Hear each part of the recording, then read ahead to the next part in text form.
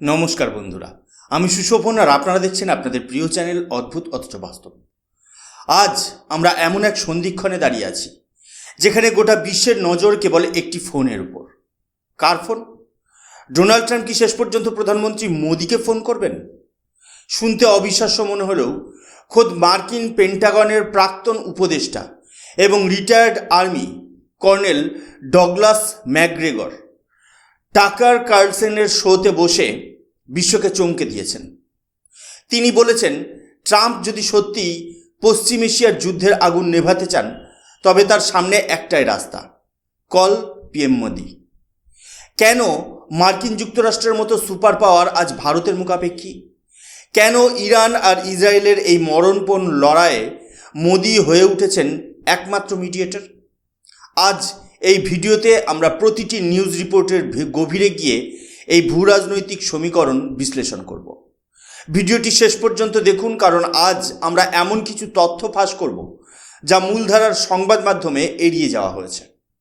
বন্ধুরা, বর্তমান পরিস্থিতি এতটাই ভয়ানক যে আমরা সাধারণ মানুষ তার গভীরতা কল্পনাও করতে পারছি না। আমরা ভাবি যুদ্ধ হচ্ছে হাজার মাইল দূরে, আমাদের কি?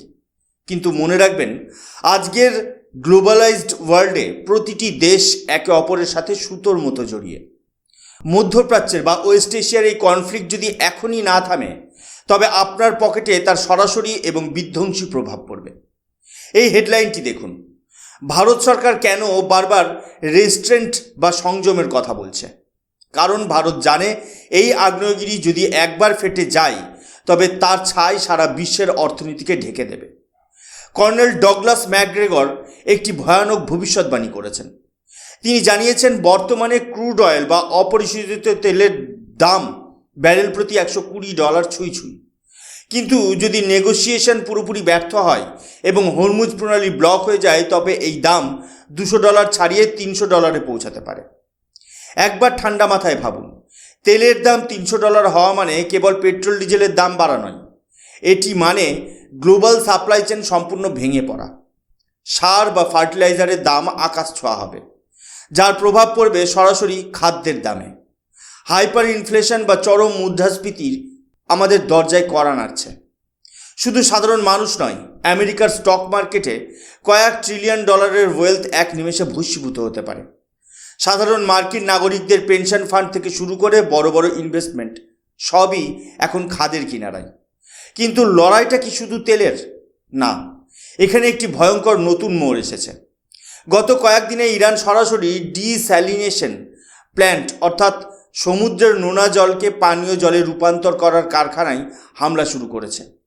গালফ কান্ট্রি বা আরব দেশগুলোর দিকে একবার তাকিয়ে দেখুন। সৌদি আরব, ইউএই বা কাতার, এই দেশগুলো সম্পূর্ণভাবে এই প্ল্যান্টগুলোর উপর নির্ভরশীল। যদি এই কারখানাগুলো ধ্বংস হয়ে যায় তবে কোটি কোটি মানুষ এক ফোঁটা পানীয় জলের জন্য হাহাকার করবে।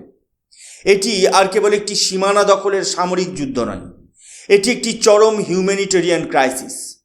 একদিকে জল নেই, অন্যদিকে বিদ্যুৎ নেই, আর তার উপরে আকাশ ছোঁয়া মূল্য বৃদ্ধি। ইরান ইতিমধ্যেই হুমকি দিয়েছে যে তারা এই যুদ্ধকে এমন পর্যায়ে নিয়ে যাবে যেখানে লস হবে সবার। ইরান হয়তো নিঃস্ব হয়ে গেছে, কিন্তু ইউএসএ, সৌদি আরব বা ইউএইর মতো দেশগুলো এই লেভেলের ইকোনমিক ড্যামেজ সহ্য করতে পারবে না। এই জন্যই ম্যাকগ্রেগর টাকার কার্লসেনকে বলেছেন, দ্য ক্লক ইজ টিকিং, সময় ফুরিয়ে আসছে। যদি এই ইকোনমিক এবং জিওপলিটিক্যাল লস এখনই না আটকানো যায় তবে এর খেসারত আমাদের পরবর্তী প্রজন্মকেও দিতে হবে। আর এই ধ্বংসলীলা আটকানোর জন্য এমন একজন নেগোসিয়েটর প্রয়োজন যার কথা ইরান অন্তত টেবিলে বসে শুনবে, আর সেই নামটাই হলো ভারত। বন্ধুরা, এবার এই হেডলাইনটি খুব ভালো করে লক্ষ্য করুন। ইন্ডিয়ান এক্সপ্রেসের এই রিপোর্টে একটি চাঞ্চল্যকর দাবি করা হয়েছে। খোদ মার্কিন পেন্টাগনের প্রাক্তন উপদেষ্টা এবং retired army colonel Douglas Macgregor এক বিস্ফোরক বয়ান দিয়েছেন। টাকার কার্লসনের সাথে এক সাম্প্রতিক সাক্ষাৎকারে তিনি বলেছেন যে আমেরিকা যদি সত্যিই এই ধ্বংসাত্মক যুদ্ধ থেকে বেরিয়ে আসতে চায় তবে ডোনাল্ড ট্রাম্পের উচিত সরাসরি প্রধানমন্ত্রী মোদিকে ফোন কল করা। ম্যাকগ্রেগর কেন এই কথা বললেন? ম্যাকগ্রেগর একজন অভিজ্ঞ রিটায়ার্ড আর্মি অফিসার। তিনি যুদ্ধের ময়দান এবং হোয়াইট হাউসের অন্দরমহল দুটোই চেনেন। তিনি অত্যন্ত ফ্রাস্ট্রেশনের সাথে স্বীকার করেছেন যে মার্কিন যুক্তরাষ্ট্র বছরের পর বছর ধরে বিদেশের মাটিতে অন্তহীন যুদ্ধ লড়ে লড়ে আজ ক্লান্ত। আমেরিকান জনগণের ট্যাক্সের টাকা আজ মধ্যপ্রাচ্যের মরুভূমিতে বালির মতো উড়ে যাচ্ছে।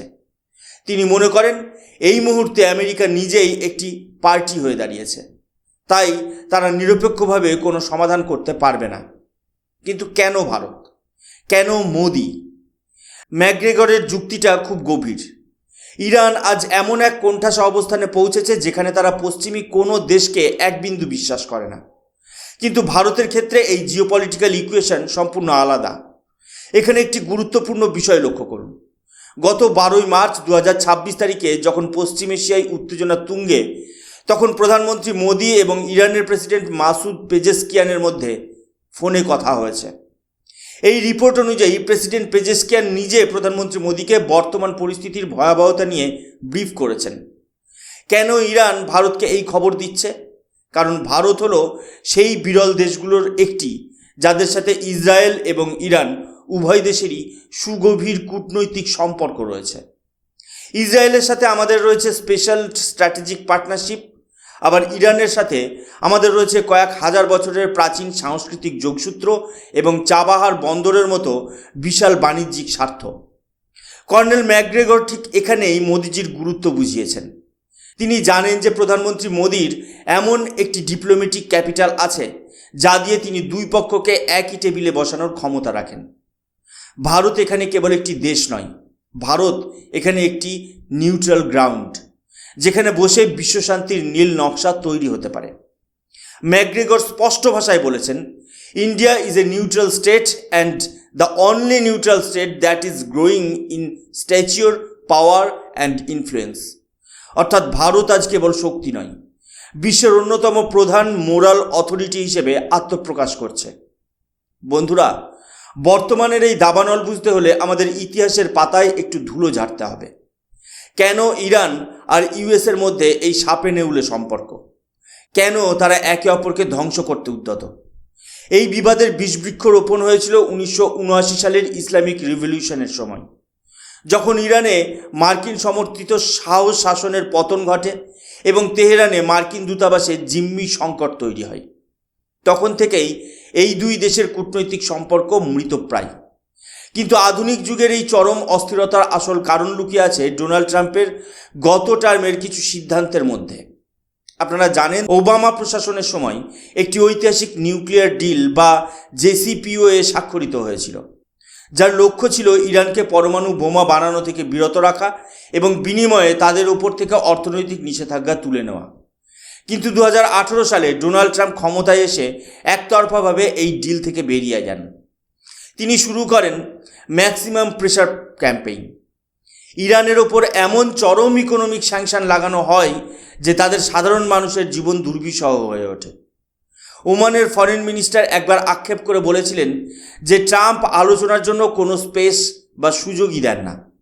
তিনি এতটাই রিজিড যে নেগোসিয়েশন শুরু হওয়ার আগেই তা ব্যর্থ হয়ে যায়। ট্রাম্পের এই my way or the highway নীতি মধ্যপ্রাচ্যকে এক দীর্ঘমেয়াদী সংকটের মুখে ঠেলে দিয়েছে। এবার ইন্ডিয়া টুডের এই রিপোর্টটি দেখুন। এখানে একটি অত্যন্ত গুরুত্বপূর্ণ প্রশ্ন তোলা হয়েছে। ওমান বা কাতারের মতো দেশগুলো যারা ঐতিহাসিকভাবে মধ্যস্থতা করে এসেছে, তারা এখন কেন ব্যর্থ হচ্ছে? কারণটা খুব স্পষ্ট। ইরান মনে করে এই দেশগুলো মার্কিন যুক্তরাষ্ট্রের প্রক্সি বা হাতের পুতুল। কাতার বা ওমানের মাটিতে মার্কিন মিলিটারি বেস রয়েছে, তাদের নিরাপত্তা আমেরিকার উপর নির্ভরশীল। তাই ইরান মনে করে এই দেশগুলো মধ্যস্থতা আসলে আমেরিকার শর্তই তাদের উপর চাপিয়ে দেওয়ার একটা কৌশল মাত্র। ঠিক এখানেই ভারতের এন্ট্রি ঘটে। ভারত কেন আলাদা? কারণ ভারত তার স্ট্র্যাটেজিক অটোনমি বা কৌশলগত স্বায়ত্তশাসন বজায় রেখেছে। আমরা কারো জোটে নেই, আমরা শুধু ভারতের স্বার্থে আছি। ভারতই একমাত্র দেশ যারা রাশিয়ার সাথে বন্ধুত্ব রেখেও ইউক্রেনের সাথে কথা বলতে পারে। আবার ইসরায়েলের যেমন বিশ্বস্ত ডিফেন্স পার্টনার, ঠিক তেমনই ইরানের চাবাহার বন্দরে আমরা $1 বিলিয়ন বিনিয়োগ করি। ইরান জানে ভারত যদি কোনো কথা বলে তবে সেটা আমেরিকার চাপে বলবে না। ভারতের এই ডাবল সাইডেড ব্যালেন্সিং অ্যাক্ট আজ মোদিজিকে বিশ্বমঞ্চে একজন বিশ্বাসযোগ্য মধ্যস্থতাকারী হিসেবে প্রতিষ্ঠা করেছে।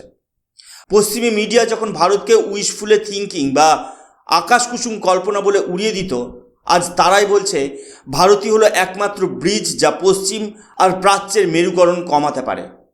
ভারত আজ কেবল আঞ্চলিক শক্তি নয়, ভারত আজ আক্ষরিক অর্থে বিশ্বের বিশ্ববন্ধু। ট্রাম্প দাবি করেন যে তিনি ডিল মেকার। তিনি বলেন আমি এক ফোনে যুদ্ধ থামিয়ে দেব। কিন্তু রাশিয়ার ক্ষেত্রে আমরা কি দেখলাম? ইউক্রেন যুদ্ধ থামানোর নাম করে পরিস্থিতি আরও জটিল হয়েছে। পশ্চিম এশিয়ায় ট্রাম্পের আগের নীতির কারণে আজ ইরান আরও বেশি অ্যাগ্রেসিভ হয়ে উঠেছে। ট্রাম্পের সময়েই কাসেম সোলাইমানিকে হত্যা করা হয়েছিল, যার বদলা নিতে ইরান আজও মরিয়া। ম্যাকগ্রেগর মনে করে ট্রাম্প যদি একা এগোতে চান তবে ইরান আলোচনাতেই বসবে না। ইরান চাইবে এমন একজন মধ্যস্থতাকারী যে আমেরিকার শর্তগুলো তাদের উপর ডিকটেট করবে না, বরং তাদের সমস্যাগুলো শুনবে। আর এখানেই ভারতের সফট পাওয়ার এবং হার্ড ডিপ্লোমেসির মিলন ঘটে। এবার প্রশ্ন উঠতেই পারে, চীন বা রাশিয়া কেন নয়? তারাও তো শক্তিশালী। বন্ধুরা, রাশিয়া নিজেই এখন যুদ্ধে জড়িয়ে, আর চীনের বিশ্বাসযোগ্যতা নিয়ে পশ্চিমা দেশগুলোর সংশয় রয়েছে। একমাত্র ভারতই এমন এক দেশ যার সাথে ইসরায়েলের অত্যন্ত গভীর ডিফেন্স রিলেশনশিপ রয়েছে, আবার ইরানের সাথে দীর্ঘস্থায়ী এনার্জি পার্টনারশিপ আছে। উইওন নিউজের এই রিপোর্ট অনুযায়ী ভারতের ডিপ্লোম্যাটিক স্ট্যাচার এখন আগের চেয়ে অনেক বেশি মজবুত। মোদিজি যখন বলেন this is not the era of war, তখন গোটা বিশ্ব সেটা মন দিয়ে শোনে।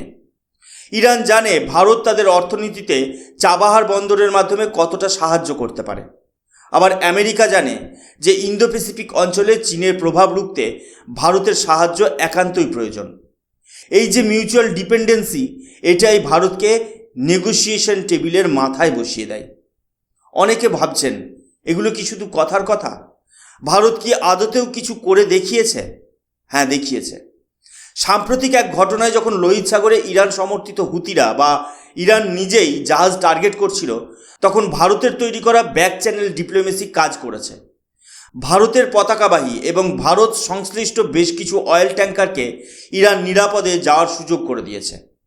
এমনকি থাইল্যান্ডের পতাকাবাহী জাহাজ বা ইউএইর জাহাজগুলো যখন আক্রান্ত হচ্ছিল, ভারত তার নিজস্ব চ্যানেল ব্যবহার করে পরিস্থিতি সামাল দিয়েছে। এটি হলো ভারতের রিয়েল টাইম ইনফ্লুয়েন্স। সবশেষে এটাই বলা যায়, পশ্চিম এশিয়ার এই আগুন যদি দ্রুত না থামে তবে পৃথিবী এক অন্ধকার যুগের দিকে এগোবে। উত্তর কোরিয়া ব্যালিস্টিক মিসাইল ফায়ার করছে, চীন তাইওয়ান নিয়ে গুটি সাজাচ্ছে। এর মাঝখানে মোদিজির মধ্যস্থতা কেবল ভারতের স্বার্থে নয়, মানবতার স্বার্থে প্রয়োজন। কর্নেল ডগলাস ম্যাকগ্রেগর একটি পরামর্শ দিয়েছেন। ট্রাম্প কি সেটা শুনবেন? যদি শোনেন তবে হয়তো আমরা এক নতুন ইন্ডিয়ান সেঞ্চুরি দেখতে পাবো, যেখানে যুদ্ধের সমাধান হবে দিল্লিতে। বন্ধুরা, আপনাদের কি মনে হয়, ভারত কি পারবে এই বিশ্বযুদ্ধ রুখতে? ট্রাম্পের কি সত্যিই মোদিজিকে কল করা উচিত? কমেন্ট সেকশনে আপনার মতামত জানান। ভিডিওটি ভালো লাগলে লাইক করুন এবং শেয়ার করুন। এই ধরনের জিওপলিটিক্যাল বিশ্লেষণের জন্য অদ্ভুত অথচ বাস্তবকে সাবস্ক্রাইব করে বেল আইকনটি প্রেস করতে ভুলবেন না। আজকের মতো বিদায় নিচ্ছি, আমি সুশোভন। দেখা হবে পরের ভিডিওতে। জয় হিন্দ, বন্দে মাতরম, ভারত মাতা কি জয়।